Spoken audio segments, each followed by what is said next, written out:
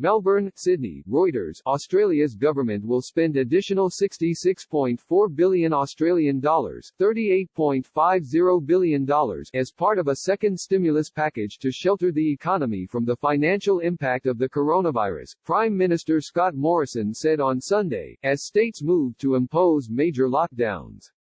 The new stimulus will go to individuals in need and small and medium-sized businesses. Those businesses produce about a third of the country's annual economic output and employ more than 40% of the workforce, according to government statistics. We will be focusing on those in the front line, those who will be feeling the first blows of the economic impact of the coronavirus, Morrison said in Canberra on Sunday. There will be more packages and more support.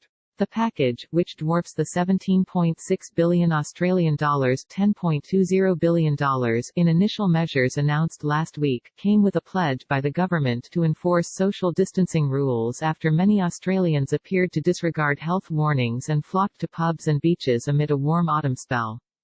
After an initial relatively slow spread, the number of coronavirus infections in Australia has been rising quickly in recent days, climbing to 1,098 confirmed cases as of Sunday morning with 7 recorded deaths linked to COVID-19. Morrison said that the government would help underwrite loans to small and medium-sized businesses and boost unemployment benefits as companies are forced to lay off staff. Jobseekers will get extra money and people in financial stress will also be able to access up to $10,000 Australian dollars tax-free of their pension funds for this and next year, while some not-for-profits and small businesses will have access to cash grants to keep staff employed. Together with more than 100 billion Australian dollars announced earlier in emergency banking measures to prevent a credit freeze and the initial stimulus package, Australia has now announced financial measures equaling about 10% of the country's annual gross domestic product, the government said. The degree of stimulus released in such a short period of time highlights the scale of the looming demand shock due to both containment measures, as well as business and consumer confidence, economists at the National Australia Bank said in a note. Some industries have effectively suffered instant downturns, with some already in recession. While mineral-rich Australia has enjoyed a near 30-year stellar economic run and passed through the global financial crisis without falling into recession, economists are now forecasting a sharp pull back in spending. It is impossible to stop a recession because people are staying at home and are not spending, but this minimizes the collateral damage where lots of companies go bust and the recession ends up being a lot deeper, AMP chief economist Shane Oliver told Reuters. One of Australia's largest employers, Qantas Airways, last week said it would put 20,000 employees on leave as the virus has devastated the airline industry with scores of countries closing their borders.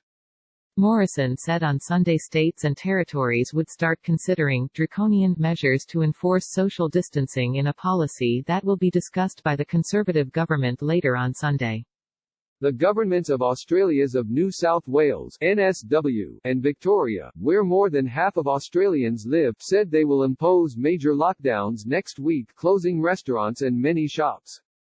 Tonight I will be informing the National Cabinet that NSW will proceed to a more comprehensive shutdown of non-essential services, NSW Prime Minister Gladys Berejiklian said. This will take place over the next 48 hours.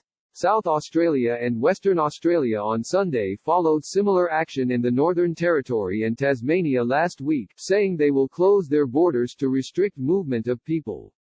The Australian Football League (AFL), which has been reluctant to suspend its games, said on Sunday the 2020 Top Flight Australian rules season will pause until the end of May. While Australia and neighbouring New Zealand have implemented widespread measures to limit the spread of the virus, most schools remain open and the policies are generally less stringent than those imposed in parts of Europe and North America, which have suffered higher rates of infection and are in lockdown.